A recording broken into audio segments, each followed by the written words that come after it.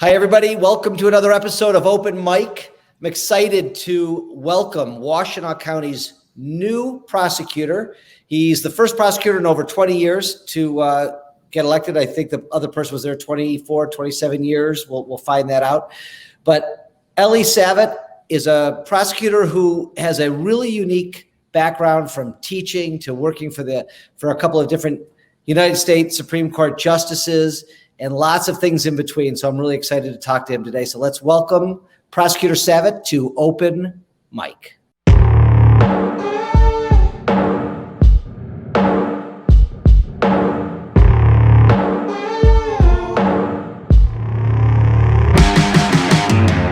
truth, the whole truth, and nothing but the truth. That's what you're going to hear on my podcast, Open Mic.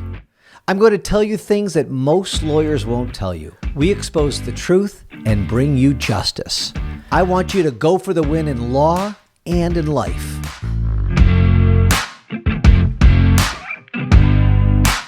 You want an honest man, but you don't understand. I want to be here when.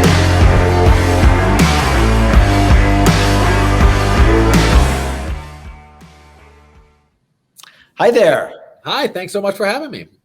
So happy to have you. I've been watching your rise to fame, let's say, over the last year since you've been running for a prosecutor in Washtenaw County. And that, I mean, I didn't remember the exact number, but there was a prosecutor there for how many years before you? 28 years. So it's 28 years, and we'd never actually had too much of a competitive election during those 28 years. So that is a ton of time. So you took over an office, 28 years. I mean, that's a generation, it feels like.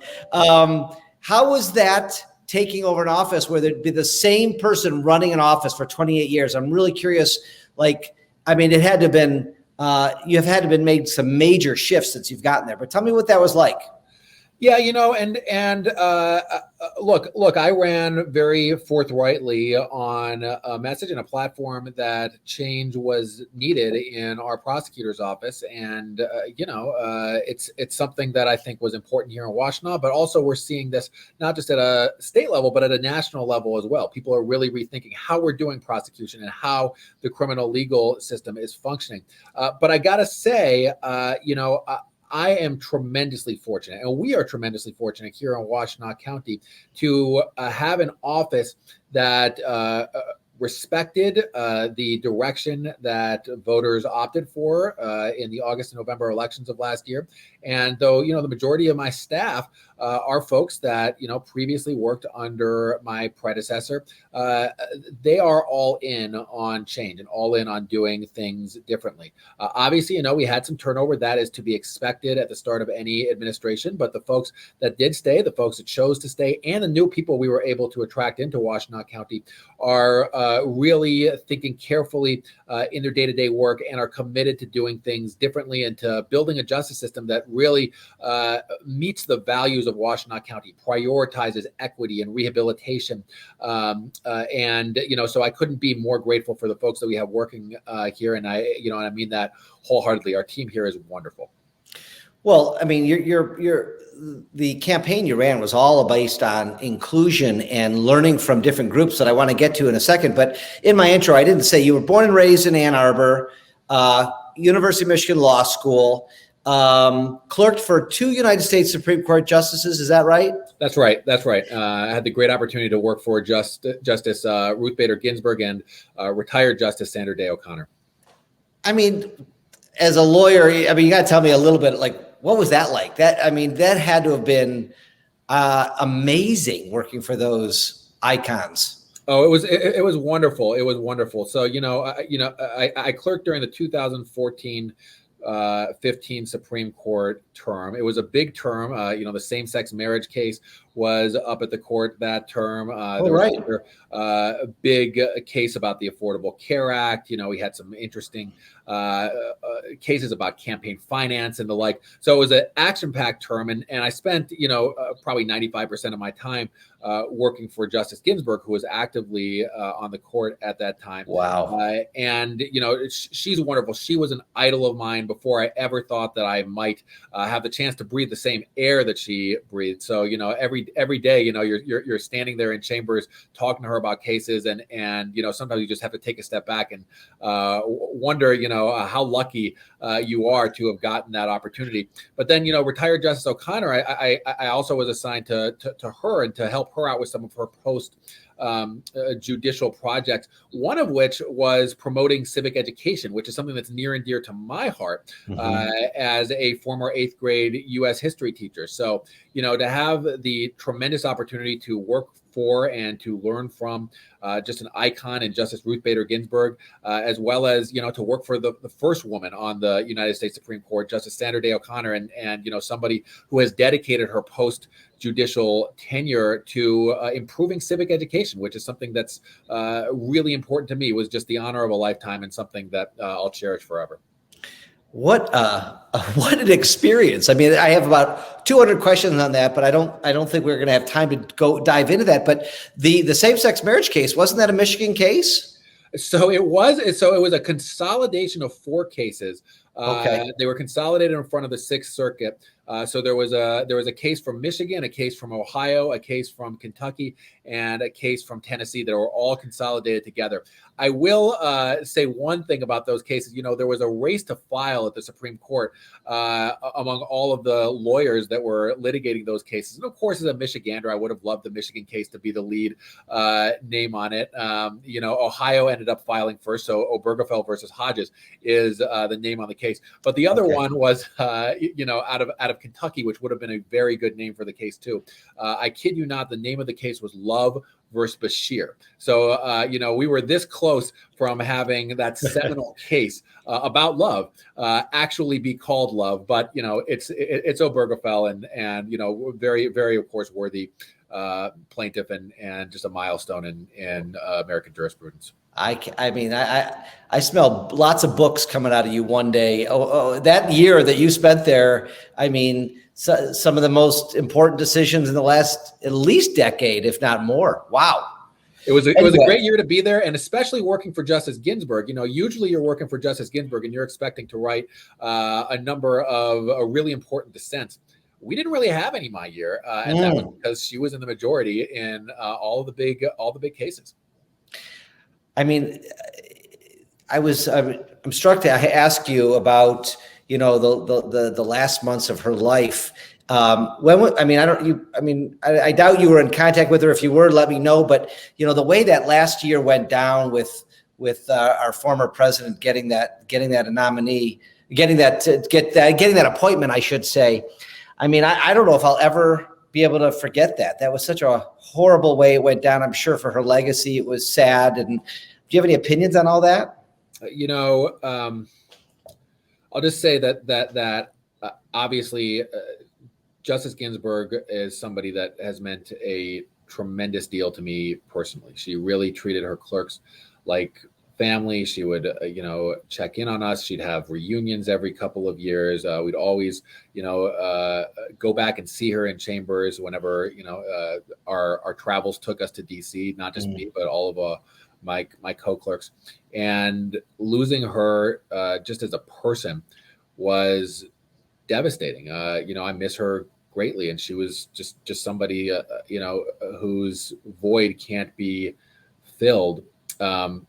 But the pain of that and the sorrow of that was exacerbated by the fact that she was replaced on the Supreme Court by somebody who may well participate in the destruction of her legacy. That's really painful, and I know it's something that the justice, of course, was striving to avoid and trying to hold on. I know definitely through the end of Trump's presidency, and to have come so close, but not be able to make it, and to have that confirmation rush through it really exacerbated that personal pain that I know a lot of us are feeling, and that a lot of folks in the country were feeling as well. So it was a horrible time. I don't know what else to say about it. No, there is, and you put it beautifully, and I know I put you on the spot with that one, but I haven't actually been able to talk to somebody like you about that, and thank you for answering it the way you did.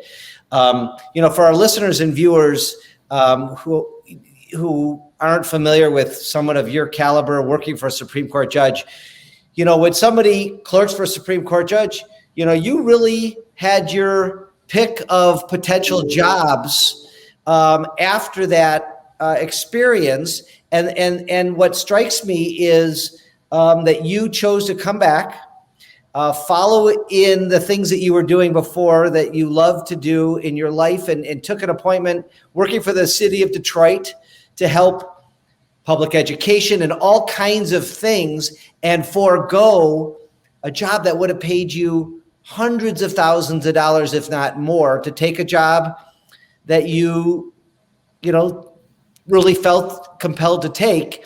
And I just commend you for that. But I'd like you to, tell me about that, if there was even a hard decision there, or what that process was like. Well, when I finished my clerkship, I was sort of at a fork in the road in terms of my career. I'd been in D.C. for several years. Before I got my clerkship on the U.S. Supreme Court, I worked for a judge on the D.C. Circuit Court of Appeals, and I was in private practice for a couple of years in D.C. as well. And I was really at a fork in the road, in terms of what I wanted to do with my career. And as I thought through it, I realized, my heart was in Michigan. I wanted to be back here where I grew up, and I wanted to be in public service. I wanted to use what talents I have and dedicate my career to public interest and to helping people. And when I graduated law school, I never once considered entering into local government, working for an entity like the city of Detroit. But the opportunity arose. It was a time in the history and the sort of lifespan of the city where there was a lot of really fascinating stuff going on around the Detroit schools. There were major construction projects, and there were equity considerations there. There were lawsuits to file in the public interest, and that's what I wanted to do. That's sort of where my heart was.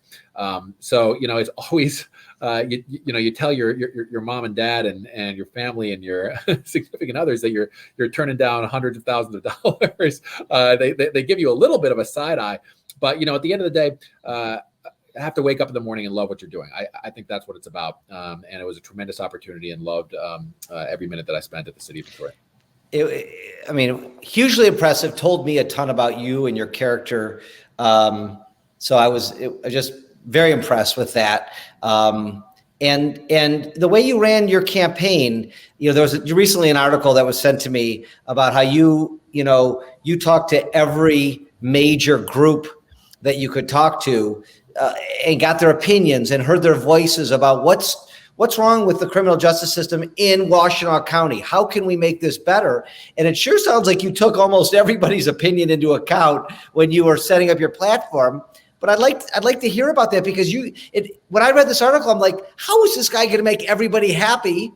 And I know you probably didn't, but it sure sounds like you did. So, I've never heard anybody running a campaign like that. So why don't you take me through that? Sure. Well, you're never going to make everybody happy. And, if everybody agreed and it was easy to do, it would have been done a long time ago. But what I'll say is, I didn't go looking for this particular race. I actually got recruited to run by a group of activists who were looking for a challenger to the then incumbent. And, I'd sort of built something of a name for myself, because I've been involved with some, major civil rights cases, and had been involved in the local Democratic Party. And they came to me and they said, you should think about running for prosecutor. And I'll tell you, my initial reaction was, no, I don't want to be a prosecutor. That's not, what I want to do with my career. But the truth of the matter is, though I hadn't been a prosecutor before taking this job, I'd seen the cascading consequences of the criminal legal system really at every point in my career, dating back to when I was a public school teacher in the New York City public schools.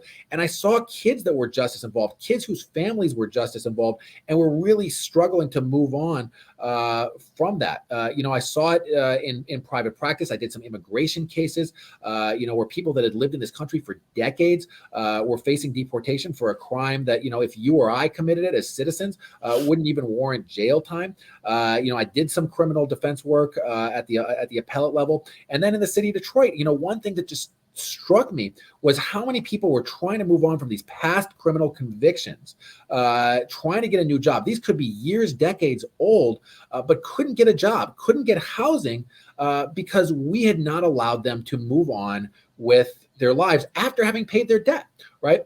So I'd seen the criminal legal system at the center of so much inequity and injustice. And I started thinking about it when I was approached, and I said, it matters who's pulling the levers. It matters who's making these discretionary decisions that prosecutors make. I've seen this throughout my career. And so, I went back and I said, look, I'll do it. I'll run, but here's the platform I'm going to run on, and I don't know if it's going to work, but that's what I believe. And this group of activists said, "No, you're exactly what we want." So now you said you'd do it, so now you have to do it. So which I did, and so I launched my campaign, and here I am. But what I'll tell you is, it's Washtenaw County. So a Republican wasn't going to win in November, and indeed, after I won the primary in August, there wasn't a Republican that was contesting the race. So when I won the primary in August of last year, I knew that I was going to be the next prosecutor. And we were lucky enough to have that long transition time. And despite the fact that I'd ran openly on what I believed in, not seeking cash bail, turning the page on the war on drugs, building an immigration conscious prosecutor's office, those were the headlines of my campaign. But, then it comes time to actually put those promises into practice. And that's where we pulled together 12 separate working groups. And we had folks from a variety of different perspectives. On our cash bail working group, for example, we had law enforcement. We had lawyers from the Bail Project, from the ACLU. We had prosecutors, defense lawyers, advocates for survivors of domestic violence who had some concerns about, what replaces cash bail. And we had frank and honest discussions, but ultimately they made the outcome, the policies that we put into place, much stronger because we got ahead of any sort of blind spots that we may have had, and also bringing folks together. And I'm not going to say everybody agrees with every word that's put down on paper, but we got in all of those work groups to a point where people said, okay, I'm comfortable with this at least, and that's what it's all about. And I think that a lot of our early success here has been not because I had any brilliant idea, but because the community came together and co-created these policies that we've now been putting into place for nearly 9 months.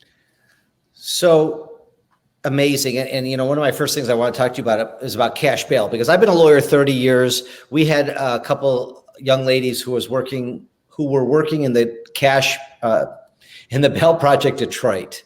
And this is last year, maybe a year and a half ago already. And they came into my office and we did a episode on the bail system.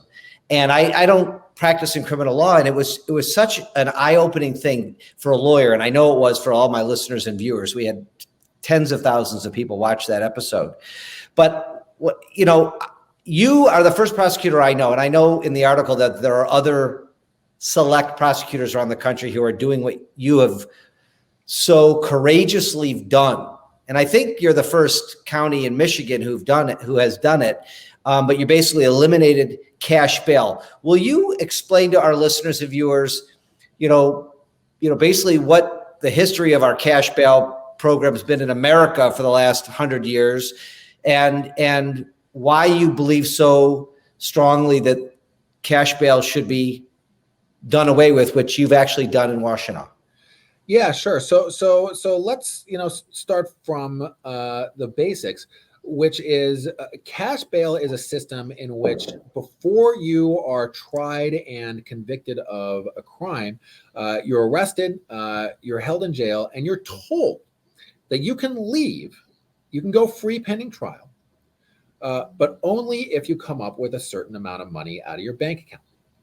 Now, if you really drill down and think about it, what that means is that a poorer person or a working class person who may be accused of a crime that's not too serious, that doesn't impose a serious public safety risk, that person can sit in jail for days or weeks or months simply because they can't afford to pay to get out. At the same time, a wealthier person, who may pose a real serious danger to the community, right? They may be able to buy their way out the next day simply because they have money in their bank account. So no matter where you come down on sort of pretrial detention, a cash bail system shouldn't satisfy anybody. I want to make this clear. Getting rid of cash bail, moving beyond cash bail, doesn't mean that you just open the jailhouse doors and let everybody free pending trial.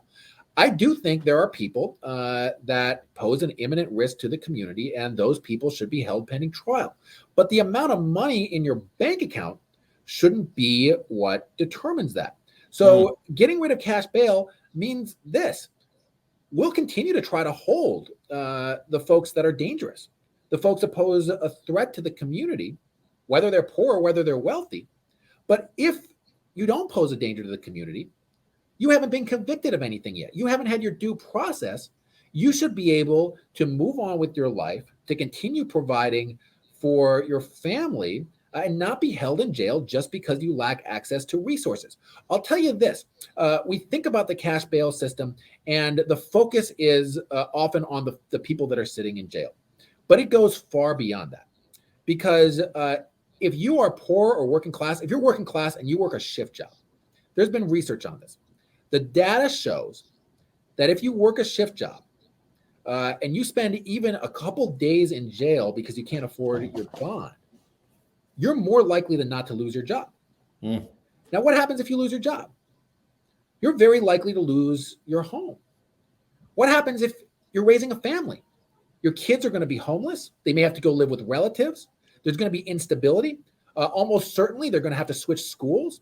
The data shows us, by the way, that switching schools in the middle of the year is the equivalent of losing 6 months of academic growth. So it's literally intergenerational. And all of it ties back to just a wealth-based classification. You're being held there because you don't have the resources to pay to get out. Now, you asked about the history, and I'm glad you asked about that. I was, running in an academic oriented community like Washtenaw County is. I remember at one of my first events, somebody said, "Why do we have cash bail in the first place?" So I did some research on it, and it dates back, like so much in our criminal system, to what they were doing in England, in the 1700s and before.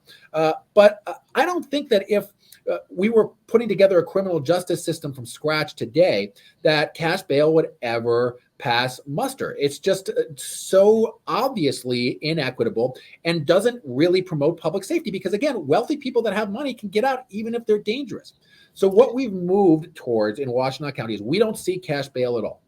We seek to impose appropriate non-monetary conditions, including holding people, if we think there's no other option to ensure public safety. But the size of your bank account doesn't play a role in that. So you just got rid of the money element and you're looking at the person, and is this person a danger to society? If so, let's hold them, or if we let them go, let's put a tether on them, or let's get supervision or whatever. But it doesn't have to do with money, and it doesn't, which takes out the fact if they can afford it or not, which takes out the fact if they're rich or poor. Exactly. And I want to be clear. Wow. We don't seek it. We haven't sought cash bail, which requires an upfront payment, in a single case since I've been prosecutor. That doesn't mean cash bail has never been imposed. It's ultimately up to the magistrate. And, sometimes it will happen that we're advocating to hold somebody without bond. And the defense counsel actually wants a bond, right? Because it allows their client the opportunity to get out. So we don't seek it.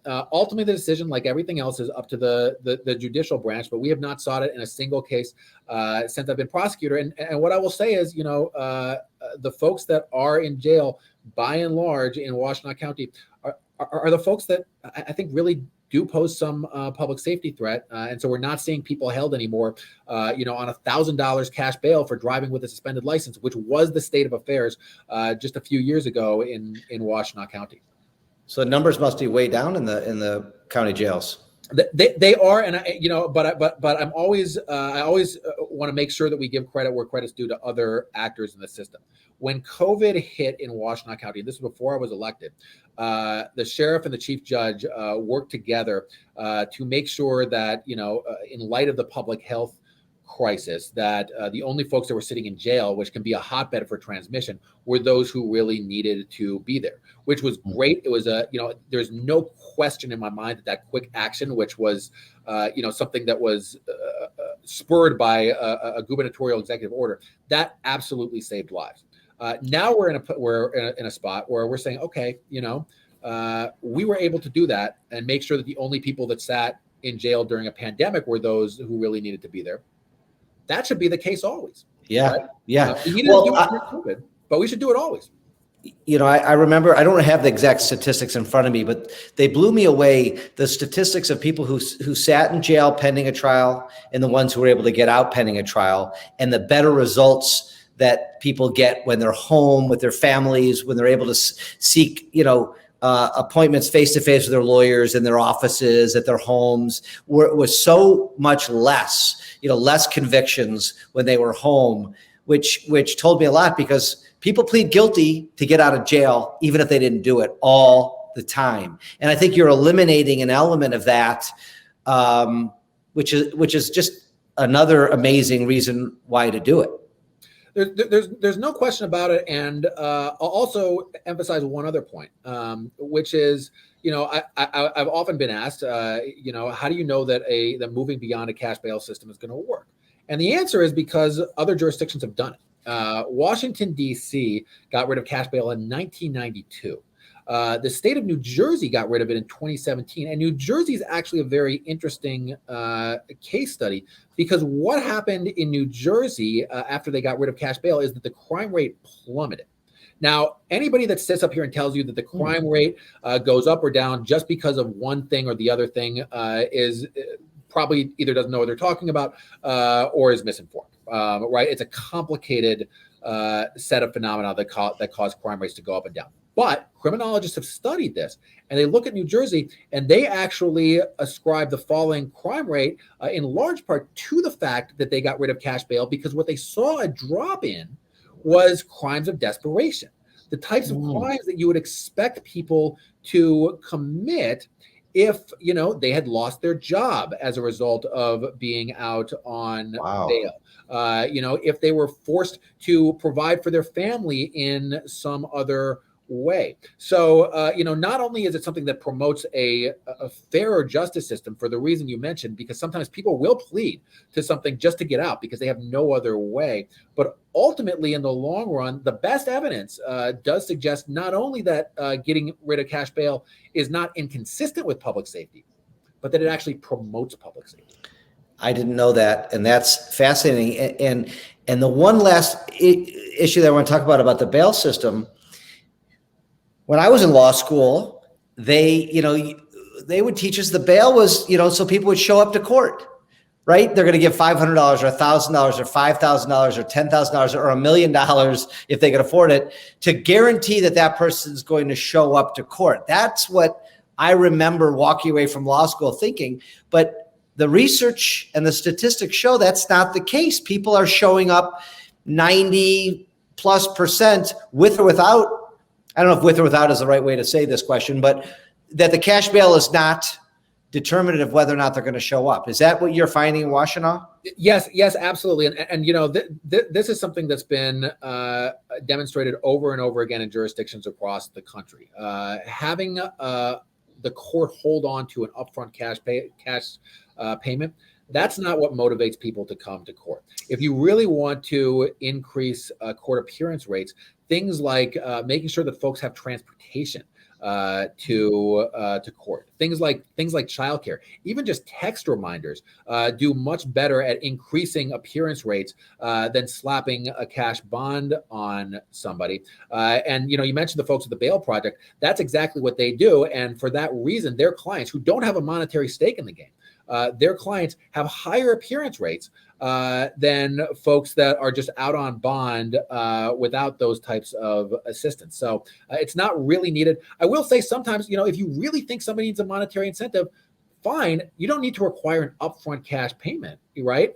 You can just say, if you don't show up, then you'll owe this money. That's called a unsecured bond, or whenever you hear the phrase like a $5,000 personal recognizance bond, that means you don't have to put up the money. But if you do skip, then we're going to charge you that. But that's far preferable to saying that you have to have the resources available to put this up front, because that really is wealth-based discrimination, and it's not something that any of us should be comfortable with. All the statistics point that you're right, and are there other counties in Michigan that have done this yet? We are the only one that have done this so far. Okay. So I know that a couple other counties are looking at the issue, but we're the only ones that have done it so far. Well, that's amazing. I mean, look at you're battling 200 plus years of criminal justice system and the rules that we've lived by, and the fact that you had the guts to do it. Sounds like you had the backing of the judges and the police, and the fact that the numbers are all still good and that people are showing up to court. It's just, God, it's such a no-brainer, and I'm so happy that you did that. It makes me thrilled, and hopefully other counties will follow suit really soon. Well, thank you. I hope so. So let's talk about, other things that you've changed since you've been in Washington. What's the next biggest thing you'd say after the bail situation that you have kind of reversed course on, or changed the trajectory of your office? I'm often asked this question, and I think actually the most meaningful change that we made was actually the very first policy that I put into place, which was on January 1st, the first day that I was in office. I rescinded all of the previous zero tolerance policies that were maintained by my predecessor. And I want to talk a little bit about what that means. Zero tolerance policies are these policies where, prosecutors who are elected politicians use to get elected, right? They're great bumper sticker slogans. And I'll give you an example. There was a zero tolerance for gun crimes policy prior to me taking office. Now, I want to make this very clear. I take gun violence very seriously. If people are shooting at one another, I take that very seriously. But when you have a blanket policy that prevents folks from looking at the unique human story that is at the center of every single case, you're really not doing justice at all. And I'll tell you a story from before I took office that I think illustrates this. Here in Washtenaw County, there was a woman who was transitioning. And like many people who are transitioning, she was dealing with depression. And one night she told her partner that she was going to take a gun out to a nearby park and was going to end her life. Mm. The partner was concerned and called the police to do a wellness check to stop the woman from killing herself, to stop her partner from killing herself. And the police did exactly what they should do. They responded. They found her sitting in a parked car, in the nearby park. She did have a gun, and they were able to prevent her from harming herself. Mm. But she had a gun in the car, and she didn't have a CPL. And so she was charged with carrying a concealed weapon. Now, that was charged as a felony by my predecessor because they had zero tolerance for gun crimes. And this is technically a gun crime. And there's no ifs, ands, or buts about it. But if you think about what that does, what's the next person who has a family member or a loved one that may be dealing with depression, that may be suicidal? What are they going to do? Mm. Are they going to call the police, as we'd hope they would do, and say, please try to save my loved one's life? Or are they going to hesitate to make that call because they know that if they do that, the prosecutor's office could bring down the hammer of a felony charge on their loved one that just needed help? So look, we're still prosecuting the shootings, right? We're still prosecuting, of course, the crimes that harm the community. But when you have these blanket policies, it prevents your prosecutors from looking at the human story that is at the center of every case. And there were a whole host of these policies around when you could offer plea deals and when people got an opportunity at mental health treatment or substance use treatment, and when they didn't, and when they could, emerge from the process if they did get treatment with a clean criminal record. And I said, I'm getting rid of all those. I'm empowering our assistant prosecuting attorneys, and I'm expecting our assistant prosecuting attorneys to take a look at the human story that is at the center of every case, and to make the decisions that best promote rehabilitation, ensure public safety, and are in the interests of justice. And that has guided every single thing that we've done throughout this office since I've been prosecutor. So it's a really overarching policy, but thankfully, and we've got an incredible team here. Our APAs have taken this and have run with it, and they're coming up with creative solutions that really get to the root cause of what brought somebody into the criminal legal system. And in some cases, they're just saying this doesn't warrant criminal charges in the interest of justice. And they're doing so in a way that really respects the humanity of all involved, which is what we all should want from the justice system, whether the folks that are coming in are defendants or victims or family members. Everybody should want individualized justice, because in my view, one size fits all justice is not justice at all. Wow. I mean, that's mind blowing, and that's amazing. And that's a really good example of why these zero tolerance policies don't work. And another way to go. And that's just amazing that you're able to get your team on board to do all that and to look behind the curtains and see what was the reason for the crime. What was the reason for it is a crime, like you said, to have that gun, but you don't want to deter other people from calling the police on a loved one so they won't be charged with the crime. I mean, wow. Right. So on an open mic, we've interviewed over 10 people who have had convictions overturned. We have interviewed David Moran. We have taken a case for David Moran at the Michigan Innocence Clinic. We are working our way through the system, but I'm curious what your stance is in Washtenaw County, what you see as your role as a prosecutor to help free innocent people who were convicted by Washtenaw County prosecutors who may not be guilty.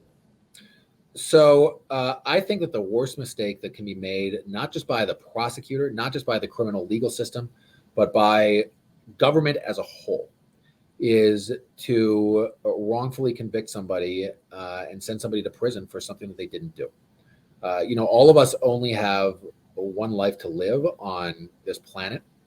And when you're sending somebody to prison for something they were innocent of, that is the worst mistake that the government can make.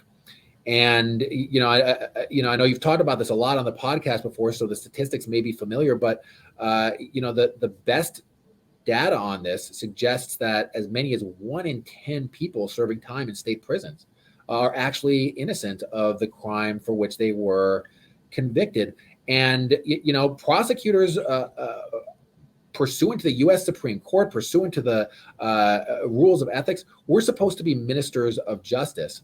And, that's not my phrasing. That's what the Supreme Court has said. And you can't, in good conscience, just sit back and say, well, that happened prior to this administration, that happened in the past, it's done, we respect finality, and allow somebody to be incarcerated for something they didn't do. So, one of the first things that we put into place here, and it's still operating on an interim basis, but we're hopeful it will be made permanent soon, is, the county administration and county commission allowed us to temporarily to hire somebody on the interim basis to lay the groundwork for a conviction integrity and expungement unit, which is going to go back. I've already started this work looking into cases in which actual innocence is asserted. And, if we find evidence that suggests that somebody didn't commit the crime for which they were convicted of, we will go into court and we will undo that conviction, and we will do that quickly as soon as we are convinced that that person is innocent. We've got just a phenomenal person who's leading this new unit. Her name's Frances Walters. In addition to being a Washtenaw County native, she came to us. She was the legal director of the Mid-Atlantic Innocence Project. So she's personally gotten exonerations for 11 separate clients over the course of her career. So, we're really grateful to the county for allowing us to stand this up, even before they considered our budget for this year. We're hopeful that they're going to make this unit permanent, because all of us share a responsibility that, in ensuring that this massive injustice of locking away a human being for a large part of their life, ripping them away from their families for something they didn't do, that can't happen on any of our watches. And when it does happen, we have a ethical, a moral, and a legal responsibility to immediately rectify that. And that's what we're committed to doing. I'm thrilled to hear that. We interviewed a woman on the show last week, and I'm going to have my producer send you the interview. For a living, this is what she does, is advise prosecutors on how to set up a really good CIU unit after watching all 100 of them in the country.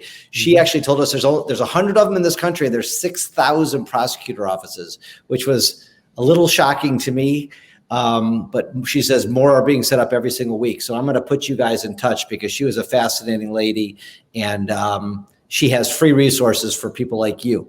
That'd be great. Thank you. Look for that email. I have a question about blanket immunity for police officers and even judges and even prosecutors who participate in convicting someone who they know to be innocent, or to make, whether it be intentional or pretty close to intentional conduct. A lot of talk is about this blanket immunity where nobody can be charged, and these people sit away for 20, 30 plus years in prison for crimes they didn't commit.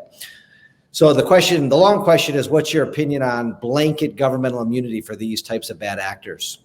So I think you always need to look at the specifics of the case, because mistakes, like I said, it is a horrible and unacceptable mistake for the justice system to make when we send somebody to prison for something they didn't do. And I start with that premise. That said, there are times where, even the best intentioned police, prosecutors, judges, they may make mistakes, right? They may make mistakes, for example, thinking that what they're doing really reflects the best evidence. We've seen a number of exonerations in recent years that are based on the fact that forensic evidence at the time of the trial was really faulty. But at the time, it was thought to reflect the best practices. So I can't really blame a prosecutor personally, or a judge, or a police officer, or anybody for using evidence that at the time they thought reflected the state of the art. So that's one type of case. And look, we don't want to prevent people from doing their jobs or needlessly punish people for making mistakes. We should rectify the mistakes, but there's no need for further consequences for the folks that were involved in that. The other type of mistakes are those that I wouldn't really call mistakes.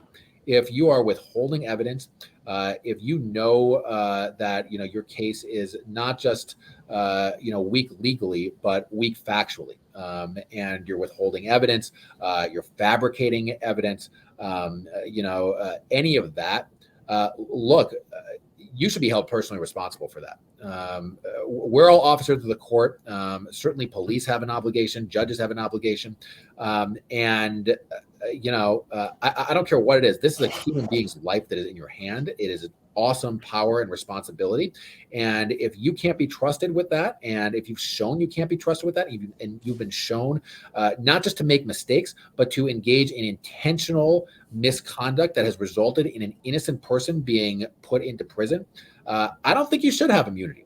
I don't. I think you should face personal consequences, because look, if a normal person on the street locked a person in a cage for, let's say, 20 years for no reason, right? Not only would that be a very serious crime, that person would owe a lot of money to that person if sued in court. And I don't care if you're doing that simply because and you're doing that in a way that may seem more acceptable to people, not kidnapping somebody and putting them in a cage personally, but wearing a suit and going into court and intentionally putting somebody for no reason into a cage, knowing that they shouldn't be there. It's the same net effect on somebody's life. And absolutely, if it's intentional misconduct, you should be held to account for that. Next question is about, since we've been doing so many of these shows and they are so sad, but we see a ton of jailhouse snitches. We see a ton of bad IDs because of police misconduct. Has anything changed in Washtenaw County since you've taken over the helm to deal with these two areas of potential problems with wrongful conviction? Yeah, and this is the other part of a conviction integrity unit that's embedded in a prosecutor's office that I think is really important. One reason that you want to have a conviction integrity unit in a prosecutor's office is because only the prosecutor has easy access to case files, to all the evidence, and to all the evidence that may, in fact, demonstrate that a person is innocent. If you talk to lawyers who do innocence work from outside of the prosecutor's office, they will describe, many years of banging their heads against the wall to get evidence that the prosecutor could just, go through their files and dig out, over the course of half a day. So that's one reason it's important to have a conviction integrity unit embedded in the prosecutor's office, because only the prosecutor institutionally has access to all that stuff. But the other reason is to prevent wrongful convictions from happening in the first place. Because a conviction integrity unit should be staffed with somebody who is expert in innocence claims. Ideally, somebody like, our conviction integrity head, Frances, who comes to this work with years of experience as an innocence lawyer. She's up to date on advances in forensic science, on, false confessions, on the use of jailhouse snitches, on certain interrogation techniques that can lead to false confessions, which happen far more frequently than anybody wants to believe. And she is a resource that is available to our attorneys who may have qualms about a particular case. And they are encouraged to go to her and say, look, here's something that I'm feeling a little bit uneasy about. Do you think that this bears the hallmarks of, for example, a false confession or of unreliable testimony? What have you seen in your expertise, which spans across the country, in similar cases? And in doing that, not only does the conviction integrity unit help to undo past wrongs, perhaps more importantly, they help to ensure that that miscarriage of justice, putting an innocent person behind bars, that it doesn't happen on our watch again. So absolutely, this has happened, and our nascent conviction integrity unit has been brought to bear on several cases that were just troubling our line prosecutors, and she was able to provide counsel and expertise to help move forward with those cases in an ethical way. That's great.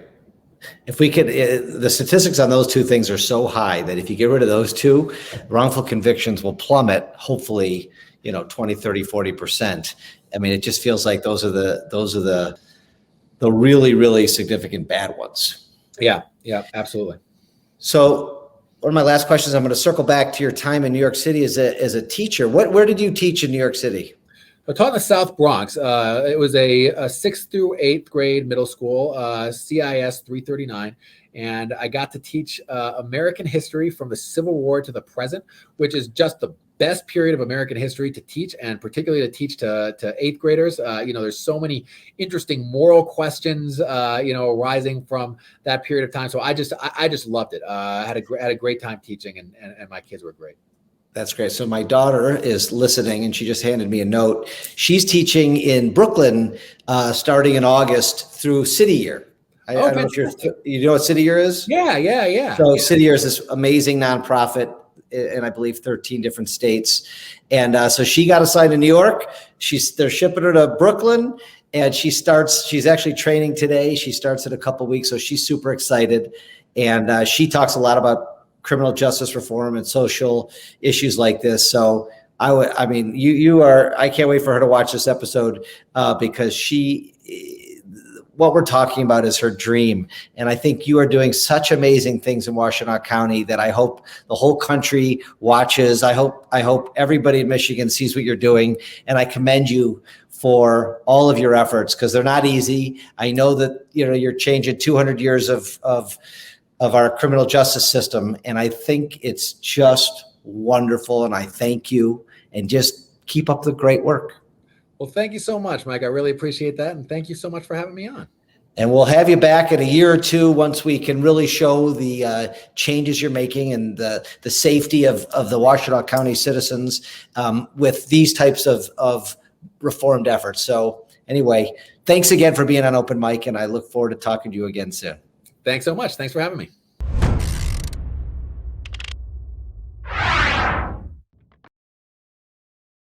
That was a pleasure talking to Eli Savit, prosecutor of Washtenaw County. What a life he's leading, doing amazing things in Washtenaw County to change the criminal justice system for the citizens in Washtenaw County and hopefully the world. Hopefully everybody's going to see what he's doing and get rid of bail and get rid of bad lineups and all of these things that we talked about. Please share the show, comment, like, subscribe. I'm sure there's a subscribe button somewhere up there. Please, we love having you as someone who watches and listens to Open Mic. We wouldn't do it if you weren't watching and listening, so we really appreciate you. And stay tuned for another episode coming up very soon. Thanks.